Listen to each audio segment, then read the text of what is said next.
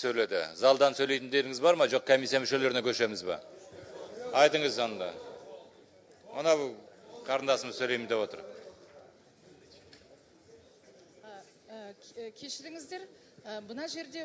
Микрофон жақын ұстаңыз, естілмейді. Мен кішкене қобалжып тұрмын. Мына жерде отырғандар үлкен жер иелерінің, қожалықтарының иелері.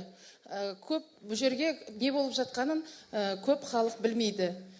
Мен айтайын дегенім, менің атым Ақмарал Панабекова, жеке кәсіпкермін. Біраз жыл болды, кішкене ғана жермен айналысып жүрмін. Бірақ менің өзімнің жеке жерім жоқ, бірақ арендаға алған жерлер бар.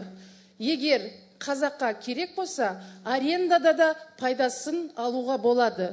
Даже Англияның королевасының өзінде жеке жер жоқ. Беріліп қолданатын жер бар.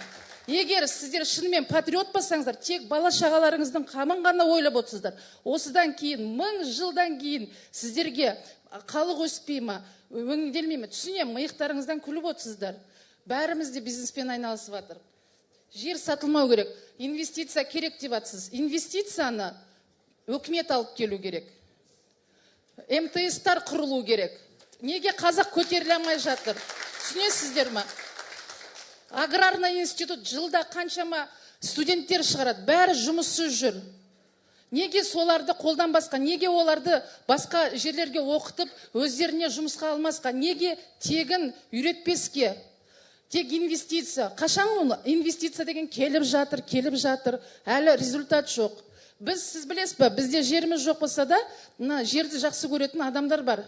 Өзіміз қосылып, жұмыс істеп, даже жерсіз өнім алуды уже біраз нәрселерін істедік. Жерсіз ақ өнім алып, шығарып жатырмыз. Күлкілі болса да сондай жағдай. Бірақ жер бұл қазақтікі, осы жердің, осы республикада тұратын халықтардікі. Жер қалу керек. Жердің жеке иесі болу деген ол өте қорқынышты жағдай. Қазір бір жерге бара қалсаң, мынау ананың жері. Ана жерге балық ұстағың келсе, ол ананың жері. Кіруге болмайды. Қай жерге басса да уже кіре алмайтын жағдайға жеттік уже. Сіздер түсініңіздер. Бұл жерде мемлекеттік тұрғыдағы керек. Жетістіктеріңізге мақтанышқа тұрарлық. Бірақ сіздерде қандай ол жетістікке қалай? Біз білмейміз қандай жолдармен жеткендеріңізді. Жай халық оны аламайды. Біз о жаққа жете алмаймыз қолымыз.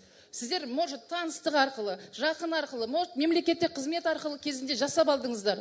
Қалғандар қалай жету керек?